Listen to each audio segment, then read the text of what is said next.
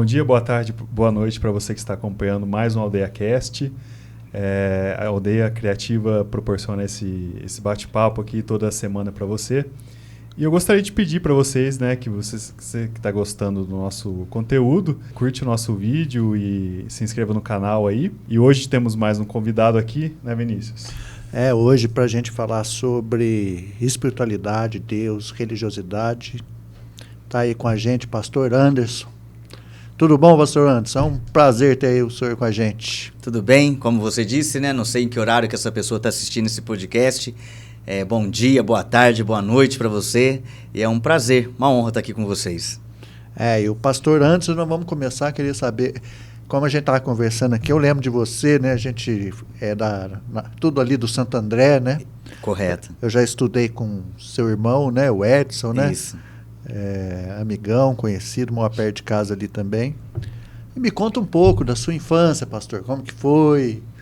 Onde o senhor brincava? De que religião que o senhor nasceu? Como que foi? Como se a sua família era religiosa? Conta um pouco. A gente está interessado em saber a vida do senhor. Eu nasci em São João da Boa Vista, nascido e criado no bairro do Santo André. Família católica, não tão praticante assim. Não tão de frequentar missa assim. Então, nasci numa família católica, criado no Santo André, uma infância da época dos anos 80, né? Aquela infância de brincar na rua, de nadar no rio, que é ali pertinho, rodar de boia. O Rio da Prata. Isso, então, assim, o Jaguari. Então, uma infância maravilhosa, posso assim dizer, nesse sentido. E o senhor tinha irmãos? Sim, eu tenho um irmão 5 anos mais velho, o Edson, até que você estudou com ele, conhece ele. Tenho somente eu e ele de irmãos. Muito bom. E como foi que... o senhor falou que a família do senhor não era muito praticante, mas frequentava de vez em quando a igreja. O senhor já tinha uma religiosidade dentro do senhor desde criança? Quando eu paro para pensar sobre isso, eu lembro que meu pai sempre teve uma Bíblia muito grande, que ficava aberta, assim como muitas pessoas, né? Cheio de imagens. E aí eu me recordo, às vezes, de crianças, assim, de momentos, eu ficar ali folheando. E a minha experiência, né, com a Igreja Católica foi catecismo, primeira comunhão, crisma. Essa foi assim, a minha experiência. Mas como que eu vou dizer? Me faltava algo mais vivo, vamos dizer assim. Não sei se essa era a palavra correta. A liturgia, às vezes, não chamava muita atenção. E pela família também não frequentar, acabei somente cumprindo essas partes de catecismo, primeira comunhão, crisma, e depois não tive mais contato com a igreja. Como o senhor vê, assim, hoje já um homem, né, com a sua família, né, a importância da gente, independente de qual religião, da gente dar espiritualidade para nossos filhos, para as crianças, hoje? Como o senhor vê isso aí? Eu vejo assim, o homem, Deus nos fez, né? Nós somos um espírito que temos uma alma e habitamos em um corpo. Então, nós somos triunos também assim em Deus. Então, eu vejo que a plenitude está no equilíbrio das coisas. Então, não adianta você buscar somente o bem físico, não adianta você buscar só o bem emocional, que a balança vai estar desequilibrada, vai estar faltando espiritual. Como também não adianta você estar todos os dias lá dentro da igreja e também não cuidar do físico, não cuidar do seu emocional. Então eu vejo que é o equilíbrio perfeito, e sem fé isso nos falta. Sem fé a vida é desequilibrada. Sem a fé na balança, sabe? É um desequilíbrio muito grande na vida. Então eu vejo a importância fundamental da fé, que é a certeza das coisas que se esperam e a convicção de fatos que não se veem, a definição de fé em Hebreus capítulo 11, versículo 1. Então a fé está acima do campo da alma, das emoções.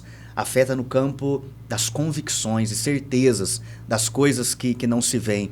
Como Tomé, que quando Jesus ressuscitou, apareceu para os discípulos, Tomé não estava presente, e ele falou, não acredito, só se eu não pôr se eu não pôr meu dedo na mão dele, na costela do lado, eu não acredito de jeito nenhum. E aí na semana seguinte Jesus aparece de novo e agora Tomé está presente. E aí quando Tomé vê Jesus, ele crê. Aí Jesus fala, só porque você me viu, você está crendo? Bem-aventurado aqueles que não viram e creram.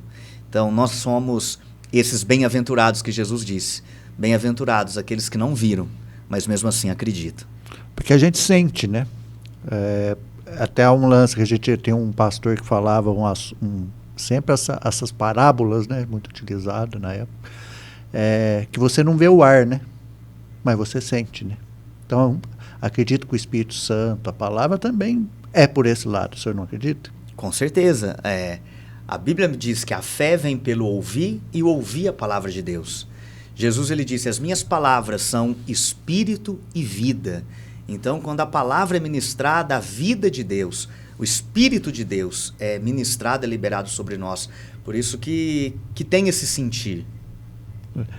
E voltando, né, lá atrás, o que depois que você se afastou um pouco da igreja católica e tal, o que te fez mudar de religião? O que você sentiu, né, para mudar de religião? O que te agradou em outra religião? Então, foi, como eu disse, depois eu não tive mais contato, né, assim, com a igreja. E eu me lembro que nessa época eu trabalhava na Piratininga e meu horário era das 5 da manhã às 11h30. E eu lembro, morando ali no Santo André, eu indo trabalhar de madrugada e eu sempre olhando aquele céu estrelado, sempre me perguntando de onde eu vim, para onde eu vou. E jovem, 16, 17 anos, o que vai ser do meu futuro? O que eu vou ser? Cheio aqueles questionamentos, assim. Aqueles questionamentos. E aí dentro da rádio tinha uma pessoa que fazia um programa de sábado, Chico Músicas do Roberto Carlos, se não me engano, ele fazia um programa de sábado. E aí, enquanto tocava música, eu era sonoplasta, então, quando estava tocando música, a gente conversava. Aí um dia ele falou para mim, quem é Jesus para você? Eu falei, Jesus é tudo, é o Salvador. Ele falou, Salvador do quê? Eu falei, não sei, veio salvar o mundo. Ele falou, salvar o mundo do quê?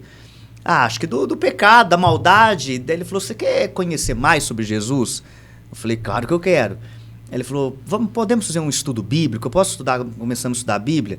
Aí nessa época eu trabalhava, comecei a trabalhar à noite, de fim de semana, e aí eu entrava às 6 da tarde. Aí eu comecei a chegar todo sábado às 5 horas, ele fazia um estudo comigo, das 5 às 6, e 6 horas eu começava a trabalhar. Foram 4 sábados desse estudo bíblico, que hoje se chama o Plano da Salvação. E aí no 4º sábado, no último estudo, fala sobre o batismo, o propósito do batismo, o significado do batismo. Eu falei, eu quero batizar. Então, assim, eu decidi me batizar sem nunca ter ido na igreja evangélica. Eu nunca tinha posto os pés lá. Uhum. Então, por aquele estudo bíblico, eu fui muito tocado e falei, eu quero. Aí eu me decidi num sábado e já fui batizado na segunda-feira, 12 de maio de 97, uma segunda-feira.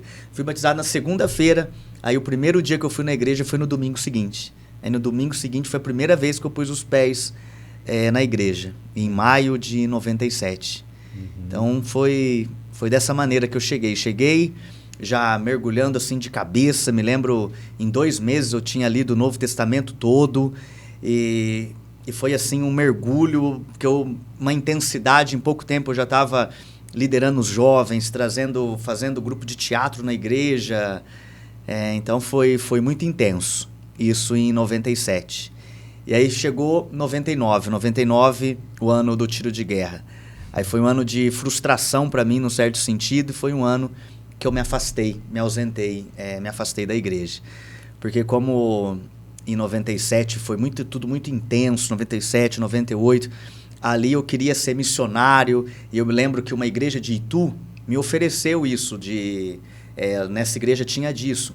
Às vezes a igreja pagava um seminário para você ia para o seminário, estudava no seminário, acho que era 3 anos, e depois que você se formava no seminário, você servia ali, você ficava trabalhando naquela igreja que pagou esse estudo para você, você ficava ali. E a igreja de Itu me propôs isso, de eu fazer o seminário e depois eu ficar lá, trabalhando com eles, lá com jovens e tantas outras coisas, evangelismo.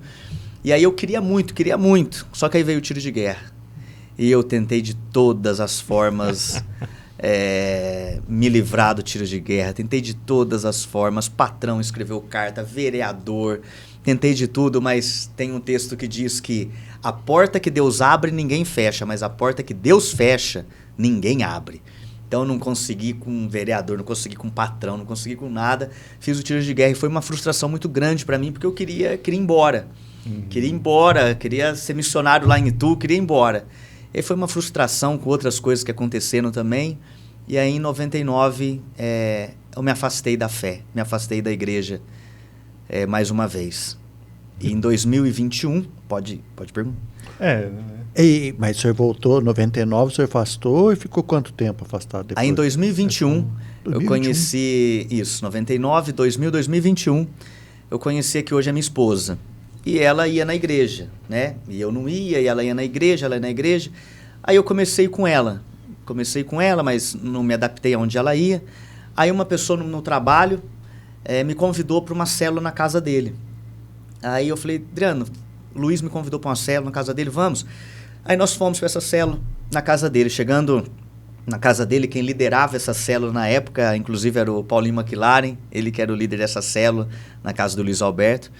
E aí eu me lembro, chegando lá nessa célula, assim, ele olhou para mim e falou, Pastor Anderson, eu vejo muita gente atrás de você. Eu falei, esse cara tá doido, que negócio de Pastor Anderson, que é isso? Acabou de chegar. Acabei de chegar já isso, e foi uma noite de muito choro ali, foi uma noite de reconciliação, como o filho pródigo voltando para casa, ali naquela noite. 2 anos longe, né? Isso, 2 anos longe, ali eu voltei em 2021 e tô até agora em nome de Jesus.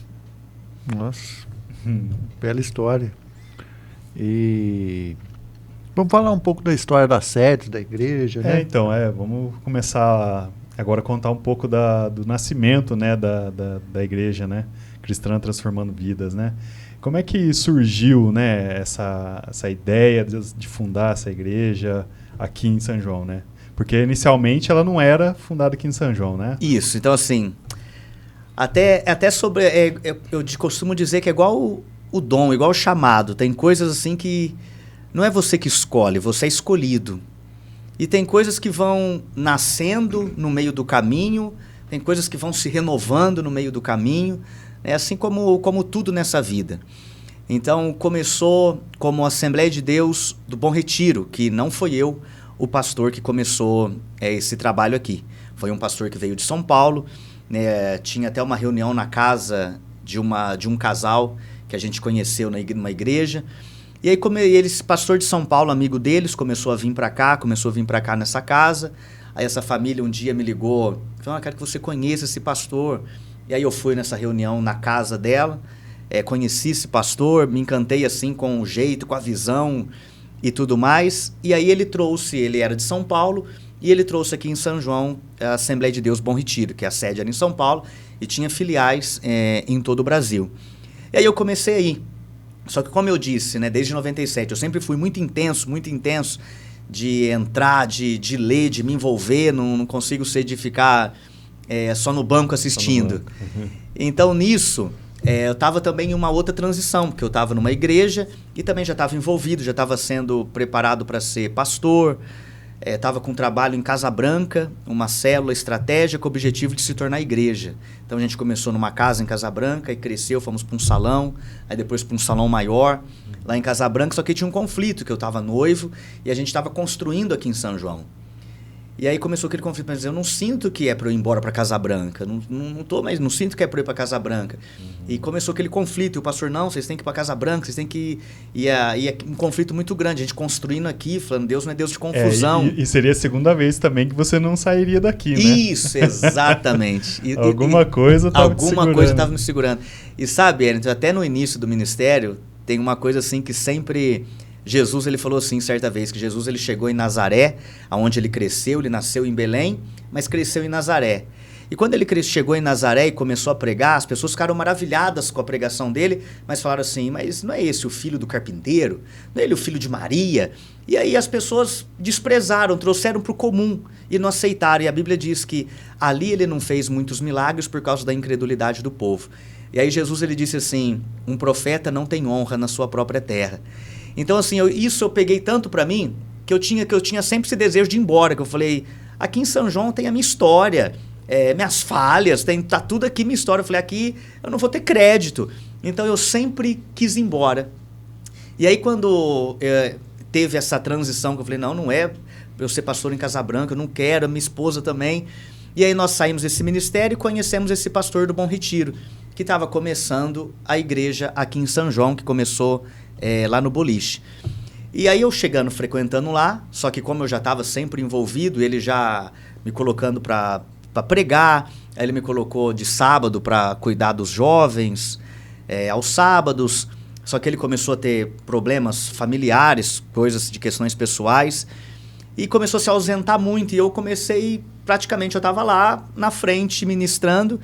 Aí o pastor Aécio Ribeiro, que era o pastor presidente das filiais do Bom Retiro, falou, pastor, você vai assumir a igreja. Eu falei, como que eu vou assumir a igreja? Eu não sou, não é isso que eu quero, ter minha vida e tudo mais. Aí assumimos o ministério aqui em São João depois de 6 meses. Depois de 6 meses que esse pastor trouxe o ministério aqui, ele voltou embora para São Paulo e nós assumimos o ministério.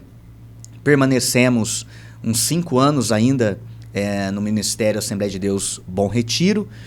E aí a sede, também passando por problemas, o pastor Jabes, que era o pastor presidente, também por questões familiares, acabou se ausentando, também teve problemas de saúde muito sérios, acabou se ausentando e passando a igreja para outro ministério. Inclusive, ele na época passou para a Assembleia de Deus do Brás. Muitas filiais não aceitaram aquela transição para a Assembleia de Deus do Brás, e as filiais então foram liberadas da sede para cada um seguir o seu caminho. E ali, como já não seria mais Bom Retiro, ali nasceu o Transformando Vidas, baseado na mensagem de João capítulo 2, o primeiro milagre de Jesus. E na teologia tem uma lei que diz a lei da primeira menção, que a primeira menção de algo na Bíblia revela o propósito daquilo. Então, o primeiro milagre de Jesus foi justamente o milagre de transformação, de transformar água em vinho. Isso mostra o propósito do ministério dele. Então, ele é aquele que nos transforma.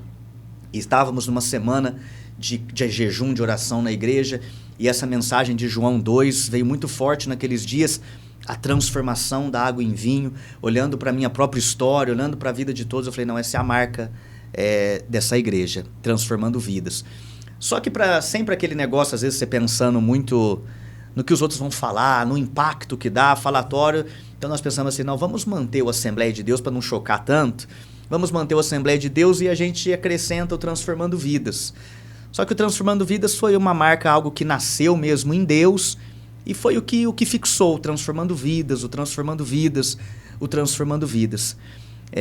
Já há 17 anos o ministério, e aí 5 anos de Bom Retiro, 12 anos de Assembleia de Deus, transformando vidas. Só que no interior, as Assembleias de Deus ainda tem muito forte o tradicionalismo. E eu lembro de amigos pastores, de pessoas que vinham e falavam, pastor, você não tem jeito de pastor assembleiano, né? Você não tem jeito, vocês têm jeito de comunidade, vocês têm uma cara de comunidade. E muitas pessoas já comentavam isso. E também aí nós estávamos construindo. E aí 2021 começou a construção, nós estávamos construindo.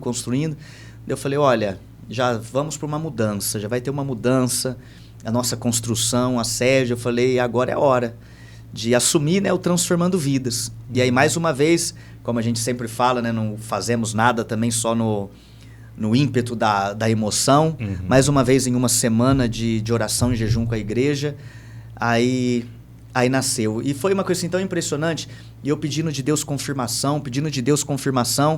Aí um dia dessa semana, teve um irmão que subiu para trazer uma mensagem, ou fazer uma oração, e ele falou, não, porque essa igreja cristã, Transformando Vidas. Aí eu falei, meu Deus, foi a confirmação. Né, porque eu já estava com aquilo no coração, mas não tinha comentado ainda, né, com algumas... Aí, quando ele falou aquilo, eu falei, foi a confirmação. E então, ali nós assumimos, encontramos a nossa identidade, né, como igreja cristã, transformando vidas, que é o que nós acreditamos, na transformação de vida por meio da palavra, e que Deus é poderoso para transformar até água em vinho.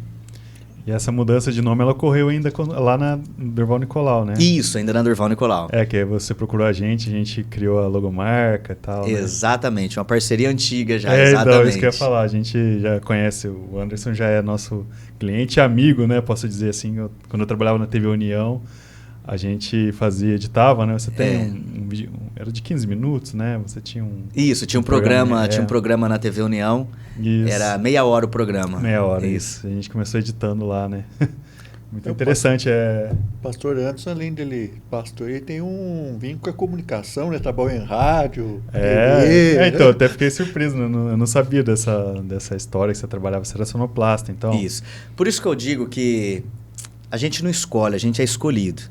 E por incrível que pareça, essa área para mim da comunicação é uma área que eu tinha muita dificuldade e ainda tenho. Para mim, assim, sair da minha zona de conforto para mim é muito difícil. Para mim estar aqui aceitando o convite, você viu que demorou um dia para eu responder, né? Você estava pensando, porque eu sofro. Eu acho que ele não quer vir. Não, é que eu sou muito travado, tímido, fora do meu ambiente de zona de conforto. Entendi. E isso assim desde a infância. Não com os amigos ali e tal, mas me tirava do ambiente de zona de conforto, eu travava completamente. E 2015, com 15 anos, meu primeiro trabalho registrado foi na rádio. Entrei na rádio como office boy. Com 2 meses eu fui para sonoplasta, para mesa de som. Só que tem um problema, de sábado e domingo, tem alguns horários na rádio que não tem locutor, então só toca música. E rádio AM, as pessoas ligam, né? Eu me lembro muito da minha avó, que ligava a rádio de manhãzinha para ouvir a hora. Ouvir hora e ouvir notícia. Então, os horários que eu estava lá de sonoplasta que não tinha locutor, de meia hora eu tinha que anunciar a hora. E ali era aquela dor de parto para mim. Meu Deus, eu tinha que falar a hora e 8 horas e 30 minutos, Piratininga. Sabe? E aí... 9 horas e... Sabe, assim, era muito difícil assim pra mim. Só que tem mais também. Porque rádio, na época, também tem as propagandas são lidas e tem os horários da propaganda. Então tinha propaganda pra ler em horário que, às vezes, de sábado, domingo, horário que não tinha locutor, que tava só música tocando. Então eu tinha que anunciar a hora e ler as propagandas. E nisso, eu fui me soltando, até que chegou uma hora que eu comecei a cobrir folga. Daí um locutor da tarde estava de folga, eu ia cobrir folga dele. E assim começou. Aí depois eu comecei a cobrir férias. Então nisso Deus trabalhou ali essa área da comunicação. E rádio AM, assim, me lembro, tem muita entrevista. Então eu ficava assim, sempre gostava muito de ver entrevista com várias áreas de prefeitura, com vários setores da cidade, médicos, então assim, é muita informação, né, rádio AM, isso também foi muito importante para mim. E aí eu saí de lá em 2001, fiquei 6 anos trabalhando na rádio. No finalzinho, os últimos 2 anos, eu trabalhava das 5 da manhã às 11h30, então eu tinha a tarde toda livre. E eu me lembro que ia um pessoal lá fazer propaganda de consórcio. E aí eles faziam propaganda de consórcio, daí um dia terminou, falou, você não quer trabalhar com a gente na parte da tarde, não sei o que tem? Conversa vários, descobriram o meu horário. Aí à tarde eu comecei a vender consórcio. Aí foi consórcio Anhanguera, consórcio Rodobens. Aí até que entrei na Honda. Aí eu saí, só que vendendo consórcio, mas... montava aquelas tendas na praça, sim. Aquelas tendas... Desinflável, né? Isso. Aquelas tendas lá. E eu ficava ali. Só que aquilo ali é complicado, porque você fica ali nas tendas panfletando, conversa com o cliente e não sei o quê. Só que na hora deles fechar, eles vão na concessionária, eles vão lá na loja. Aí eu encontrava... Aí você perdia a comissão. Exatamente. Eu encontrava com o rapaz e falei, e aí? Ele falou, deu certo a moto. Eu falei, como deu certo a moto?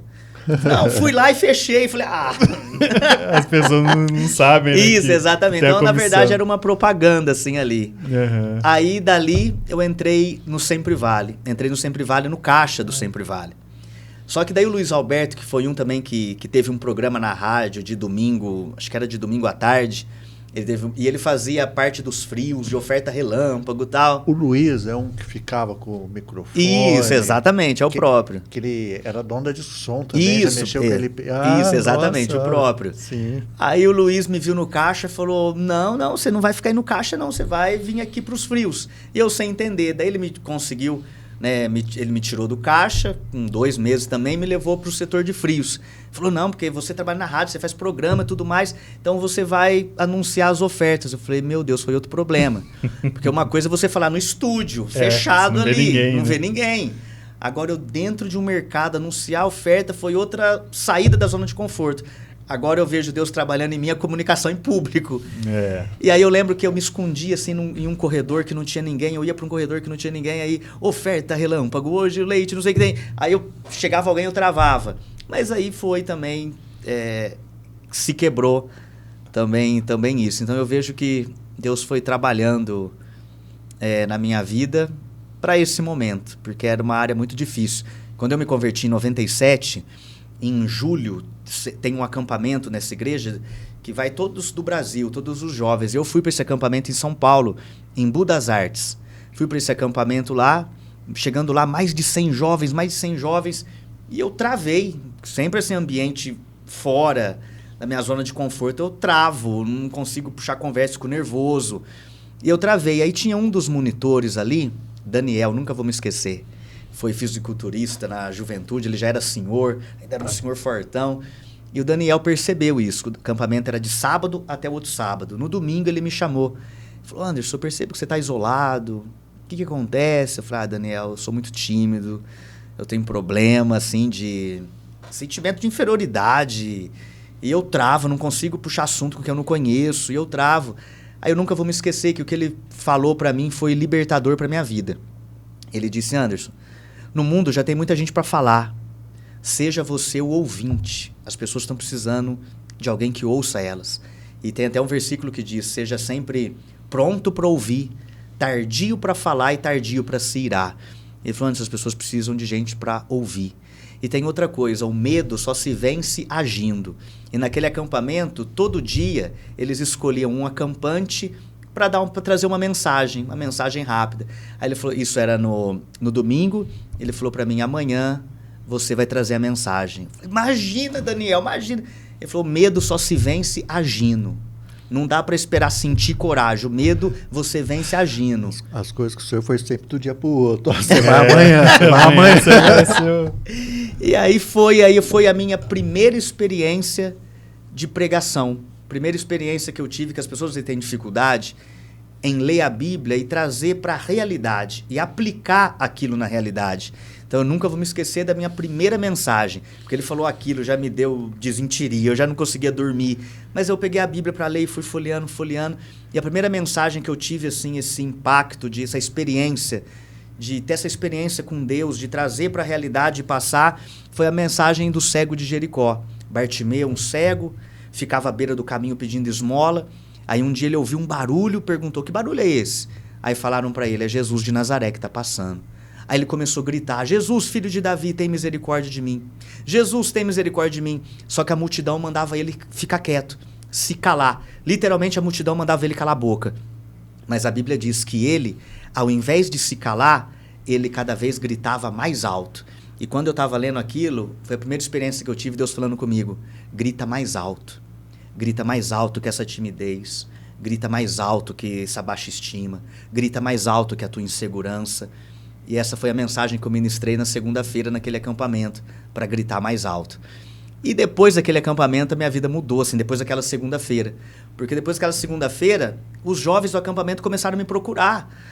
E eu tenho dificuldade nisso, eu tenho dificuldade naquilo, eu preciso gritar mais alto. E o que eu fazia? Só ouvia. Ouvia, eles falavam, choravam, a gente se abraçava, orava junto. E eu ouvia. E foi o conselho do Daniel, que eu nunca vou me esquecer. E eu vejo que é um dos pilares do ministério, né, pastoral, do ministério, que é ouvir e ministrar. Então foi esse conselho, essa pérola que ele me trouxe em 97. É, porque a gente imagina que muitas pessoas que vão na sua igreja querem conversar com o senhor, né? Às vezes particular, contar a história, contar o problema, né? Então acho que isso daí foi realmente uma dica de ouro, né? Exatamente, foi uma dica de ouro, assim, para a vida. Me tornei ouvinte. Uma coisa que eu sei fazer é ouvir. Porque se você observar a história de Jesus, ele pregava, mas as multidões ficavam atrás dele para ouvi-lo, né? E para ele ouvir também, né? As pessoas falavam os seus problemas, né? Ele era muito ouvinte, né? E é engraçado que tudo que o senhor foi de repente, né? Não foi nada... Eu vou esperar um mês para você treinar, para você corar. Jogou na... Foi sempre assim, empurrando na água para aprender a nadar. Pra aprender a nadar. O nosso podcast foi de um dia para o outro. Fiquei 24 horas olhando aquela mensagem, falando o que eu respondo, meu Deus, que Eu falei assim, sofrimento. nossa, acho que pastor, acho que não vai querer vir. Não, como eu disse, para mim, assim, é um desafio sempre sair da zona de conforto, mas é assim que a gente cresce, né? Então as pessoas veem a gente na igreja, até, não sei se é verdade, mas dizem que tem uma estatística que é o segundo maior medo da humanidade. O primeiro maior medo das pessoas é o medo da morte, e o segundo maior medo de falar em público, né? Então, esse era um medo grande que eu tinha, assim, essa era uma dificuldade grande, e até hoje, como eu disse, na igreja, pregando ali, nossa, é minha vida, é o que eu amo fazer. Mas me chamou para um podcast. Assim, me chamou para algo fora da minha zona de conforto, meu Deus. Mas vendo você hoje falando, que a gente foi ali e filmou, né, nem parece. Não, realmente eu ia falar, né, que a gente acompanhou a inauguração da igreja, né, durante a Páscoa lá.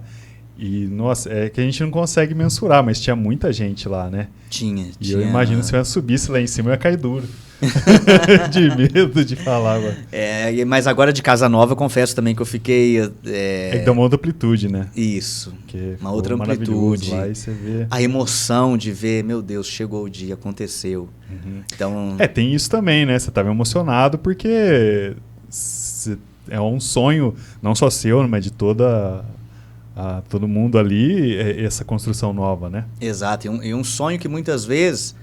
foi mais, às vezes, de outras pessoas, porque eu, como pastor, vendo ali também toda a área administrativa, tendo esse sonho, mas eu também conheço a realidade da igreja. Então, muitas vezes eu olhava para a realidade e falava, que jeito, quando? Que jeito comprar um terreno, que jeito construir, olhando ali para a nossa realidade. E aí eu me lembro que muitas vezes, quando o sonho assim ia quase desaparecendo, aquela chama que ia quase morrendo, daí tem um culto de oração na sexta-feira de manhã. Daí eu me lembro que a minha esposa chegava em casa, esse culto é ela que dirige, ela chegava em casa e falava assim, nossa, hoje na igreja o pessoal começou a orar pelo terreno, pelo lugar próprio. Aí eu falava assim, mal sabe eles. Mal sabe eles, a dificuldade de fechar a conta dos meus, mal sabe eles. Mas aquilo me reacendia, eu via Deus assim, quando eu estava esmorecendo daquele sonho, reacendendo a chama. Não desiste, continua acreditando, não desiste desse sonho. Então, teve muitas vezes que as pessoas abraçaram mais esse sonho até mesmo do que eu. E como você se sentiu subindo na inauguração? Você estava lá, ainda no dia da Páscoa, né? Como você se sentiu? Um dia tão importante, né? Meu sentimento ali naquele momento foi, Deus é fiel. Não desista. Tem um versículo em Hebreus que fala, não abandone a tua confiança, porque ela será ricamente recompensada. E no mesmo texto fala que nós temos necessidade de perseverança, para que, havendo feito a vontade de Deus, a gente alcance a promessa. E eu sempre digo isso, que perseverança é uma palavra muito bonita, mas muito difícil de aplicar. Porque em quais circunstâncias eu aplico a perseverança? Perseverança fiz uma prova hoje e fui reprovado. O que é perseverança? É eu ir lá amanhã e fazer de novo. Aí eu fui reprovado de novo. Para fazer a terceira vez já é mais difícil, mas eu preciso de perseverança. Não fui aprovado, perseverança é ir lá e fazer de novo. Então perseverança é uma palavra muito bonita, mas é uma palavra difícil, porque tem um versículo que diz que a esperança que é adiada, ela faz adoecer o coração. Então, assim, nossa, eu esperava que isso acontecesse em 2021, não acontece. Não, 2022 vai acontecer, não acontece. 2023 vai acontecer, não acontece. O coração começa a adoecer, conforme a esperança é adiada. E foram 17 anos. E eu me lembro, nesses 17 anos, em reuniões que tinha na sede em São Paulo, era sempre a última segunda-feira do mês, tinha uma reunião em São Paulo de pastores, eu lembro que chegava lá, um pastor contando a história, estamos construindo, eu lembro o pastor de São José dos Campos, pastor de Jundiaí, eu lembro eles contando a história, e estamos construindo, e estamos isso, e às vezes eu pensava, nossa, quando que eu vou viver isso? Então, quando eu subi aquele dia, naquele domingo de Páscoa, a sensação foi, não desista, não pare de crer, persevera, continua crendo, porque Deus é fiel e Ele tem os meios dele de agir, que sempre nos surpreende. O problema é que a gente quer racionalizar tudo, eu quero saber como, eu quero saber que jeito, e eu aprendi, tem que ser como Maria. O anjo anunciou para ela o absurdo, o impossível. Você vai ficar grávida. Ela falou, que jeito? Eu não conheço homem, eu sou virgem, que jeito? Mas aí ele fala, descerá sobre ti o Espírito Santo e o poder do Altíssimo te envolverá. E ela responde, eis-me aqui, que se cumpre em mim, conforme a tua palavra, eis aqui a serva do Senhor. Então tem coisas que a gente quer entender, mas que jeito que isso vai acontecer? Então eu aprendi a desistir de entender os meios. Eu decidi crer, Senhor, não sei que jeito, não sei o caminho, não sei como, mas eu decido permanecer acreditando. E vocês ficaram quantos anos ali na Durval Nicolau ali? A igreja sempre teve na Durval Nicolau, né? Lá, porque né? Nasceu no boliche. Mas aí depois a gente mudou aonde ao lado ali da Pro House tem aquela academia oficina do corpo, na esquina ali a Pro House. Aí na esquina um depósito de bebida, atrás tem um barracão. Sim. Ali a gente ficou 1 ano ali. E depois a gente foi pro último lugar ali ao lado do ângulo. Ali nós ficamos quase 12 anos ali. 12 anos? Quase 12 anos ali. E o que você sentia falta para oferecer para as pessoas que iam lá? Assim, a principal coisa que eu sentia falta era o espaço das crianças.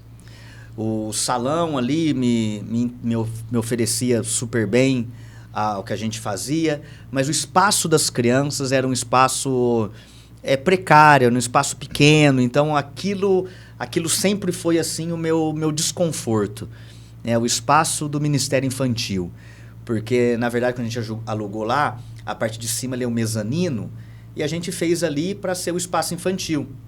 Só que era muito quente, então nós colocamos um forro também térmico ali, e esse forro rebaixou muito, então ficou um lugar muito baixo e muito pequeno.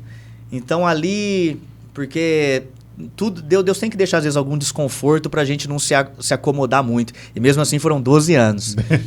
12 anos que a minha filha cresceu naquele ambiente ali, mas o maior desconforto que eu tinha era o espaço das crianças. Por isso que hoje eu sou tão encantado com esse nosso novo local, com o espaço maravilhoso, grande, amplo que as crianças têm hoje.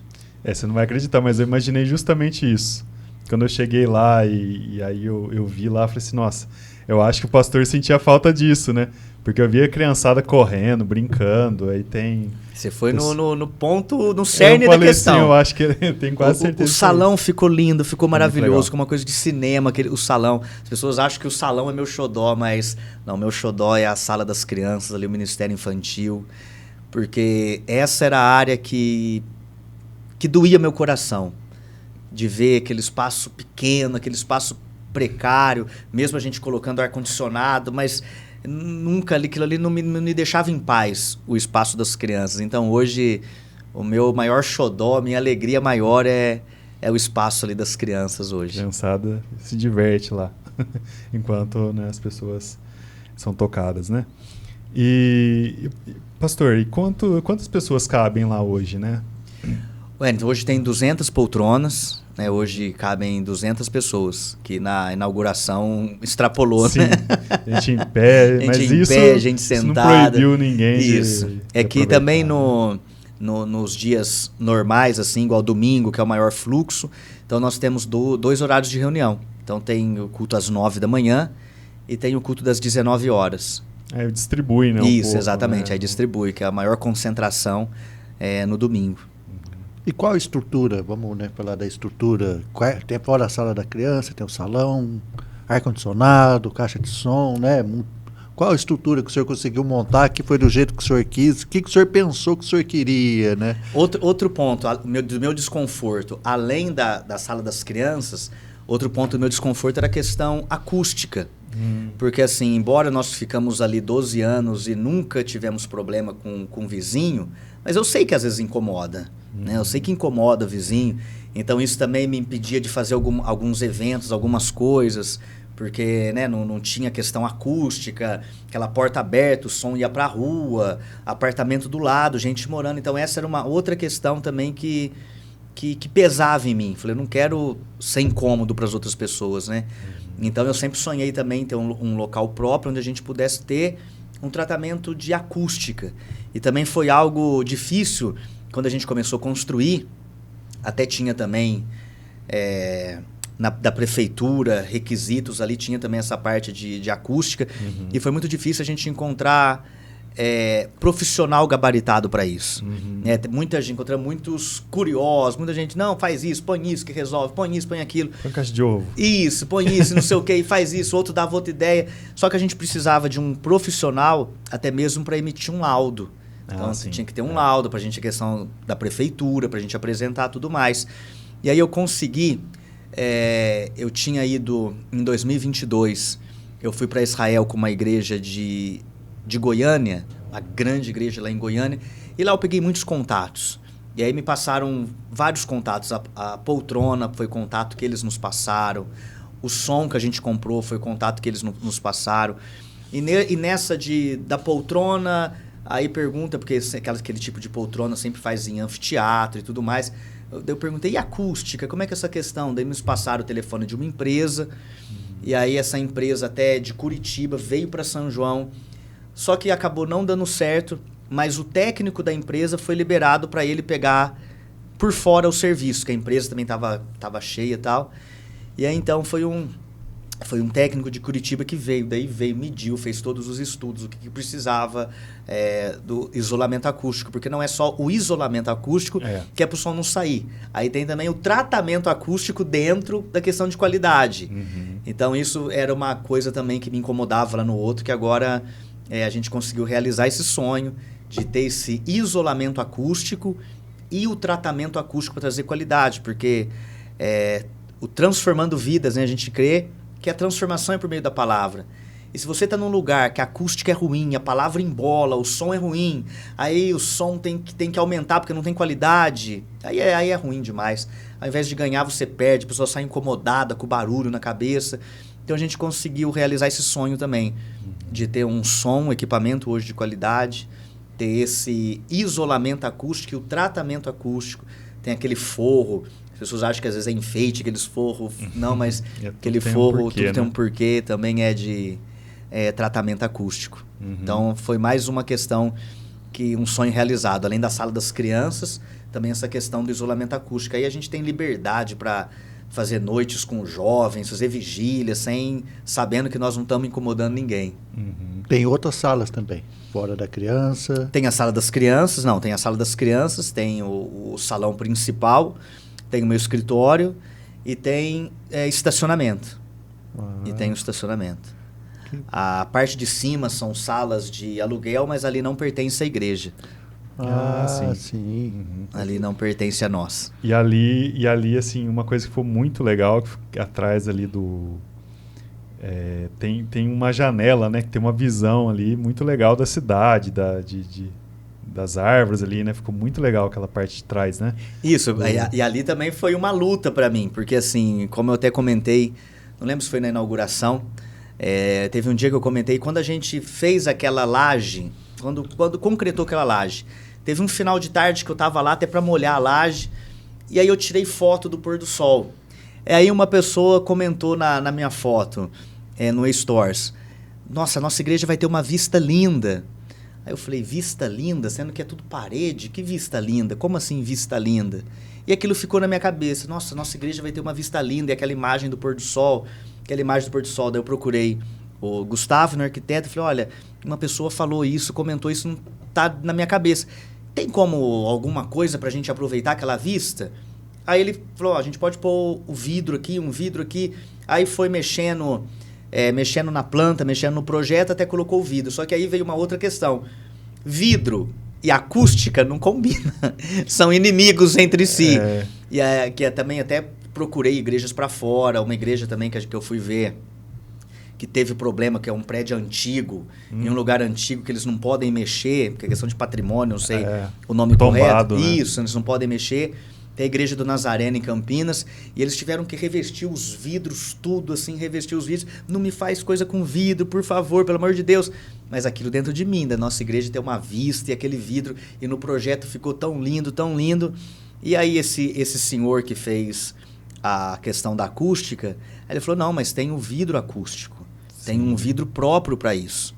Então, inclusive, são 2 camadas de vidro, sim, né? Tem deixa um vácuo no meio, um né? vácuo no meio e outra camada de vidro. Que é a mesma questão de estúdios, né? Exatamente, mesma questão de estúdios, né? 2 portas, dessa questão desse espaço, desse vácuo. E aí ele nos passou o contato de uma empresa que faz isso, né? Fora daqui. E a gente conseguiu o contato desse vidro, porque, nossa, aí foi aquela coisa, muita gente na cabeça, mas vidro e acústica não combina, no lugar que tem vidro, a acústica é ruim, que não sei o que e tal. Muitos comentários, mas aquilo não saiu do coração. Falei, não, vai ter esse vidro, vai ter esse vidro. E graças a Deus que o vidro venceu. Realmente valeu a pena, né? Ficou diferente, ficou lindo. A perseverança venceu, né? Mais uma vez. Porque é engraçado, né, que tudo pro senhor parece que teve a mão de Deus, né? O cara comentou no Instagram, um vidro do pôr do sol, dali surgiu e hoje tá tudo aí, né? Exatamente. Deus tem as formas dele de falar com a gente, de mostrar as coisas. Ele tem a forma dele, porque ia ser o padrão. Tudo parede, fechado, tudo parede. Uhum. Aí aquilo ficou. Nossa igreja vai ter uma vista linda, vai ter uma vista linda. Que jeito, vista linda aí. Fechado. Surgiu. A grande questão, eu creio que é muito isso também. A gente tá aberto os sinais do dia a dia que Deus nos dá. Que às vezes são simples, né? São sublimes, né? Exatamente. Se a gente não tiver aquela coisa de prestar atenção, você deixa passar, né? Perfeito, exatamente. E aí? E pastor, a igreja transformando vidas, né? Essa é uma grande missão da igreja, né? Transformar vidas, como o senhor fala que o senhor foi se transformando. Tem alguma história que o senhor tem de alguma pessoa que o senhor tenha transformado a vida dela, que ficou na história? Porque Deus salva, né? Deus transforma a vida, né? Que a pessoa que de repente estava num momento ruim da vida dela, ela procurou o senhor e isso marcou a vida do senhor. Puxa, eu ajudei essa pessoa, hoje ela segue a igreja. Olha, tem algumas histórias que o senhor possa, sem falar nome, mas... Histórias assim tem várias, porque essa é a marca da igreja, assim, mas que o que a gente precisa sempre entender é o seguinte: nós somos instrumentos, canais na mão de Deus. Quem faz sempre a obra é Ele. Tem uma igreja que estava dividida entre Paulo, entre Apolo. Paulo falou, ele disse, quem é Pedro, quem é Paulo, quem é Apolo? Um planta, o outro rega, mas quem dá o crescimento é Deus. Então eu sempre costumo dar o meu maior exemplo. O meu maior exemplo de com 17 anos ter tido esse contato com a palavra, com a fé, com a igreja, e de ser como eu era, com tantos traumas complexos, sentimento de inferioridade, travado na questão de comunicar com outras pessoas, e ver o que Deus fez na minha vida hoje, principalmente também na minha casa. Meu pai era alcoólatra, e com 14 anos meus pais se separaram, e com 17, em 97, eu fui para a igreja, e esse foi o ano que o meu pai parou de beber. Então, assim, até hoje nunca mais voltou a beber, graças a Deus, e hoje meu relacionamento com ele é maravilhoso. Então, assim, essa é uma área que eu vi muita transformação, de crescer num lar com vício, com alcoolismo, de passar por tudo que passei, dos sentimentos que eu tinha pelo meu pai, de tantos sentimentos de raiva, de revolta, de tantas coisas, e Deus transformar tudo isso, e hoje eu falar que eu tenho orgulho, que eu amo. Então, assim, essa é a marca, aquilo que Deus fez na minha vida. É o que eu sempre creio e continuo ministrando para as pessoas. Que ele fez em mim, ele pode fazer na sua vida também. Te transformar, levantar a tua cabeça, tirar todo complexo, todo sentimento de baixa estima, todo sentimento de... meu Deus, será que eu nasci para sofrer? Ninguém se importa comigo, a minha vida não tem valor. E principalmente hoje isso na nossa cidade é fundamental. Uma cidade que, infelizmente, com alto nível, né, de suicídio. Então eu creio que uma pessoa para chegar num extremo desse, que ela não consegue enxergar solução amanhã, ela não consegue ver que aquela situação pode ser transformada. E essa é a nossa missão, de transformar vidas. E assim como a minha história, assim chegaram muitos outros lá com problema de vício. Tem uma mais recente que me marcou muito, porque hoje também, infelizmente, a gente está vendo muito comum nos jovens, né, acontecendo isso, depressão. E ansiedade, né? Ansiedade. E uma menina chegou, né, uma família trouxe ela, amiguinhas de infância estudaram juntas, e eles começaram a vir, e essa amiga trouxe essa outra amiga que ela estava num estágio de depressão, uma menina linda, mas num estágio de depressão, que não ia mais para a escola, não tomava mais banho, estava num estado assim, tentando até contra a própria vida. E essa menina chegou, nunca vou esquecer, o primeiro dia dela lá, com o semblante completamente desfalecido, completamente apática e tudo mais. E Deus fez a obra na vida dela. Ela foi naquele primeiro culto, assim, o rostinho dela já saiu assim com esperança, mas também não foi fácil, e recaídas na depressão. E foi, aí ela tentava ir para a escola, a mãe levava, mas daqui a pouco tinha que buscar de novo, que ela teve crise. Mas isso foi em um ano, né? Essa menina teve uma transformação que me impacta até hoje. Eu vejo ela, eu fico emocionado de lembrar como que ela chegou e ver o ano passado. Ela passou em uma determinada faculdade em primeiro lugar, né? Por passar em primeiro lugar, ganhou bolsa de estudo. E eu ver aquela menina que não estava mais estudando, mas indo para a escola, não estava tomando mais nem banho, estava num estado de depressão tão terrível. E eu ver hoje, nossa, isso... Eu olho para a vida dela assim, me emociona. E assim como tantos outros lá dentro, como tantas histórias assim, de vidas que foram transformadas por Deus. Isso incentiva cada vez mais você seguir a sua missão, né? Exatamente. Porque você é um instrumento, né, de Deus. E eu acho que isso só vem também mostrar o quanto que a religião é importante na vida das pessoas, né? Exatamente. A fé é um instrumento muito poderoso, sabe? A fé é um instrumento importantíssimo de Deus, como eu disse, do equilíbrio da vida, né? Do equilíbrio da vida. Então, e a fé para os dias de hoje é um sustento, é um pilar para as nossas emoções, porque, sabe, os dias são difíceis, né? Pressões e tantas outras coisas que eu vejo, e que a fé é o fôlego de vida de Deus em nós.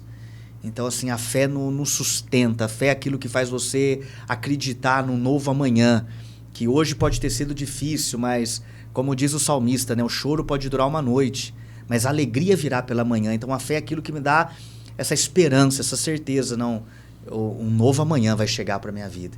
Não tem tempestade que dure para sempre, vai passar. Então, eu vou aguentar, eu vou permanecer firme, porque vai passar. Daqui a pouco eu vou olhar, vai ser história. Daqui a pouco eu vou olhar para esse machucado, vai ser cicatriz, porque foi curado, porque parou de sangrar, parou de doer.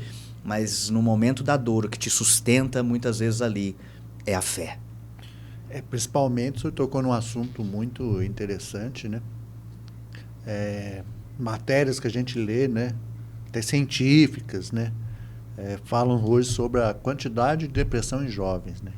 Por que será, às vezes, a gente pensando? Porque hoje nós vivemos num mundo, né, de redes sociais, de tudo rápido, de você ter, hoje o ser vale mais do que ter, né, vale menos do que o ter, aquela coisa de você ficar vendo o outro e você esquece que o Rei dos Reis, os Rei dos Reis, que era Jesus Cristo, ensinou pra gente, né? Tem até aquele texto que fala que Jesus não tinha nem onde deitar a cabeça, né? Sendo que ele podia ser o homem mais poderoso, ter todas as riquezas. E hoje o mundo é o contrário. E queira ou não queira, quando você é jovem, né? Você é adolescente, você é muito influenciado, né? Por tudo isso, né? E a tua identidade está sendo formada, né? Então você ainda não sabe quem você é, não tem convicção. E o mundo das redes sociais também é um mundo muito de ilusão, né? O mundo das redes sociais.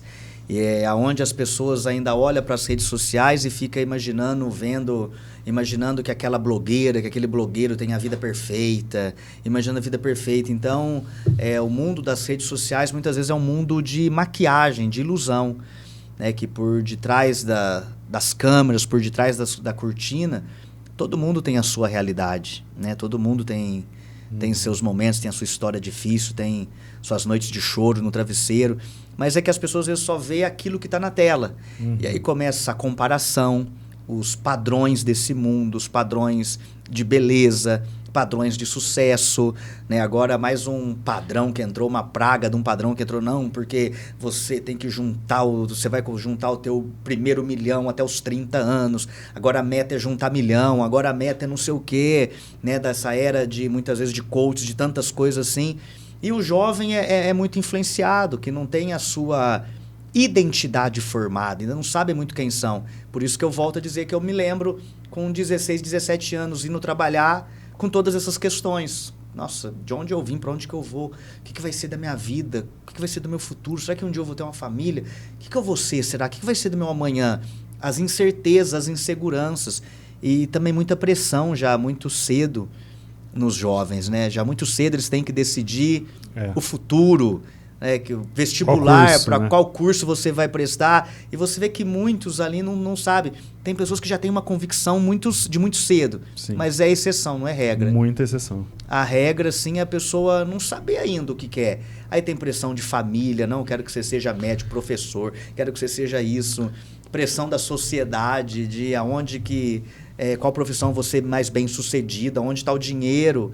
E os jovens estão perdidos nisso, nessa questão da identidade. E se unindo ainda com uma falta de espiritualidade no mundo atual, né? Que é menos do que, né, 50 anos atrás, nossos pais eram muito religiosos, né? Então, isso cria um grande problema, muitas vezes, né? O jovem está ali sozinho, né? Por isso que é importante a palavra, né? Exatamente, porque assim, tudo que existe, tudo que tem vida está conectado a uma fonte. Tudo que tem vida está conectado a uma fonte. O peixe, a fonte de vida do peixe é a água. A fonte de vida da árvore é a terra. Então, se você arranca uma árvore da sua fonte, da terra, ela morre. Se você tira o peixe da água, ele morre. E qual que é a fonte de vida do homem? A Bíblia diz que Deus formou o homem do pó da terra e soprou sobre o homem do fôlego de vida. Então, o homem tem duas naturezas, né? A terreno e a natureza celestial e a natureza espiritual. Então, assim, o homem somente terreno, desconectado da fonte espiritual, também é vazio, é morto, não tem vida. Então, tudo aquilo que respira, tudo aquilo que tem vida, está conectado a uma fonte. Se você tira aquilo da fonte, ele morre. Então, o homem desconectado da fonte, sem Deus, sucumbe. É muito importante, né? A gente ter Deus no coração. E, pastor, tem alguma pergunta que você quer fazer? Acho que... Não, queria que o senhor... E daqui para frente, o que o senhor... Porque não para, né? Não quer dizer que já construiu, que acabou, não tem mais desafios, não, né? O que a igreja transformando vidas... O que o senhor pensa agora para ela daqui para o futuro? Sabe, uma ótima pergunta que você me fez. Inclusive, você é a segunda pessoa que me pergunta isso em uma semana, nessa semana. Ah, é?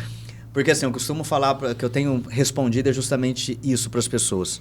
Eu fiquei muito envolvido na construção, lidando com a construção no dia a dia, pedreiro, mão de obra e tudo aquilo mais, fiquei muito, muito assim envolvido. Agora que não está 100% pronto, ainda tem mão de obra lá para terminar, ainda faltam uns detalhes. Então assim, agora que a minha ficha está caindo, para desfrutar, né, desse momento e justamente isso, me colocar nas mãos de Deus dizendo, e agora, Senhor? O Senhor nos deu esse lugar maravilhoso, abençoado, grande, amplo, uma bênção. E agora? O que o Senhor quer de nós? Eis-me aqui. Então, assim, eu ainda não tenho palpável algum desafio novo. Sabe, o meu desafio agora é viver o que Ele está proporcionando agora para a gente e buscar uma visão de futuro. Eu tenho sonhos no meu coração. Hoje a gente tem uma obra social muito linkada com a prefeitura, que a gente leva os alimentos na assistência social. Porque eu já fiz muitas ações na igreja e às vezes você não sabe se quem está vindo pegar realmente precisa aquilo tudo. Às vezes você descobre que quem pega a cesta com você pega em mais 4 lugares da cidade. né? Então eu falei, não, eles têm cadastro, eles têm tudo, então a gente levou para lá. Mas eu penso em ter algo mais concreto, assim, da igreja. Hoje a gente também tem um trabalho no Boldrini, em Campinas, de ajuda. Então, assim, essa é uma área agora que eu tô sonhando com isso, aberto para isso, para alguma coisa ligado com crianças. Quero fazer um trabalho social voltado a isso. Mas ainda é uma semente aqui dentro que precisa ganhar mais forma. Se for como tudo foi pro Vai ser senhor, pra vai amanhã. ser de um dia para amanhã, vai aparecer, amanhã vai ter que fazer isso. E essa sala das crianças, o que tem lá para as crianças? É evangelho para as crianças? O que tem algum culto especial para as crianças? Tem. Todos os... algumas igrejas chamam de escola dominical, tudo, mas assim... Então, no horário do culto, eles vão para a salinha para as crianças, e tem os professores que ministram a palavra numa linguagem, de uma maneira que as crianças possam entender. Então, tem a Bíblia, mas assim, com imagens, trabalham muito com desenhos, né, com artes, assim, para montar, contar histórias bíblicas, mas trazer aquilo com artes, com coisa palpável, para eles desenhar, para eles criar, para eles recortar. Porque a linguagem, a forma deles aprender é diferente da nossa, né?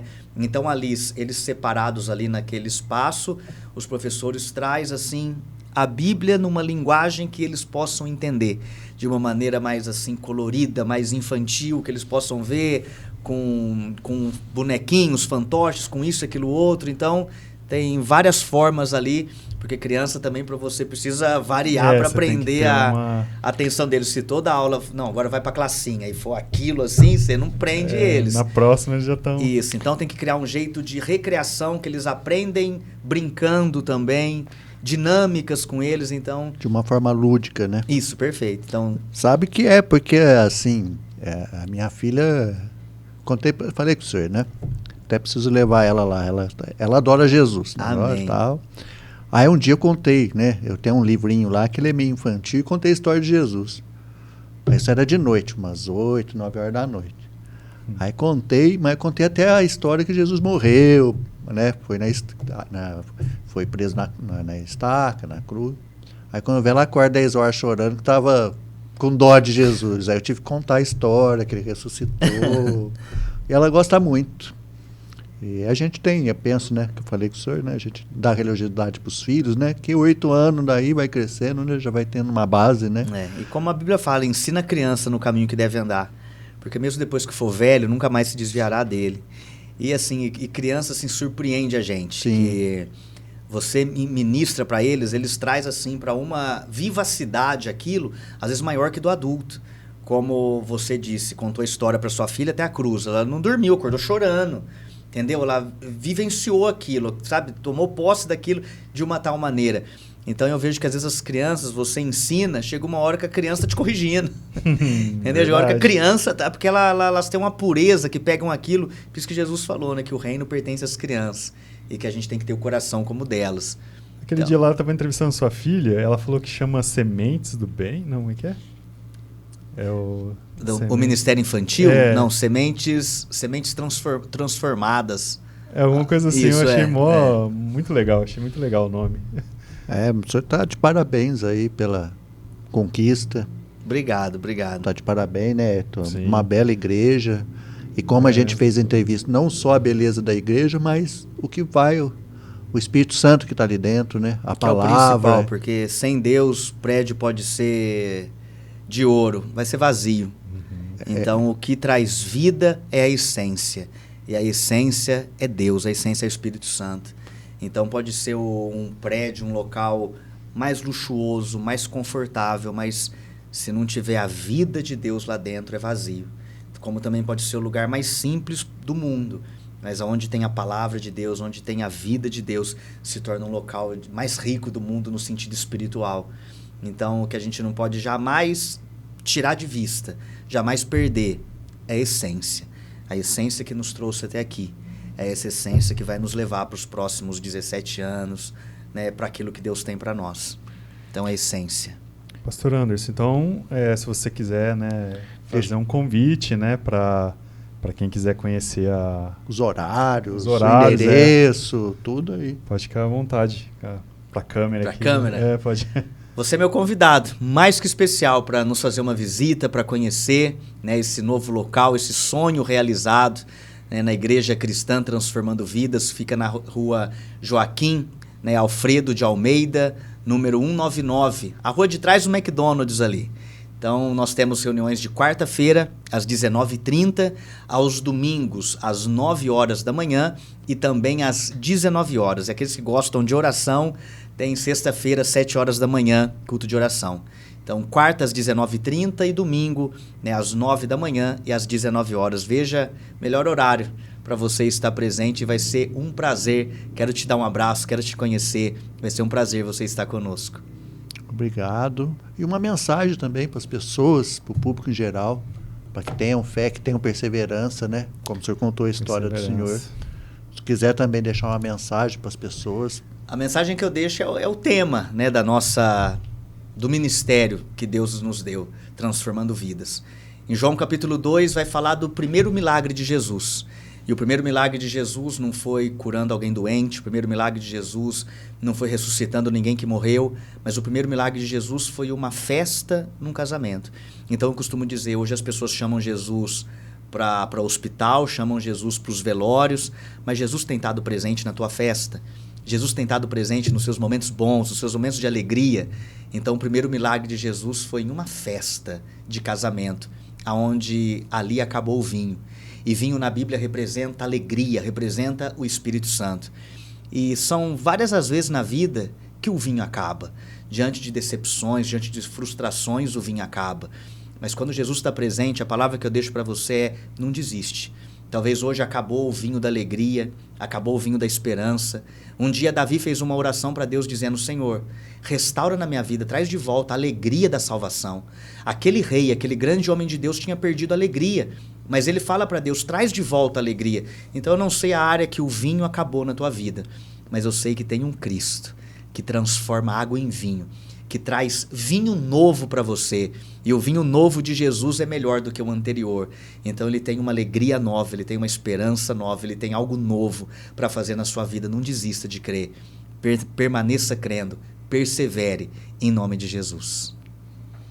Muito obrigado, pastor. Foi um prazer recebê-lo.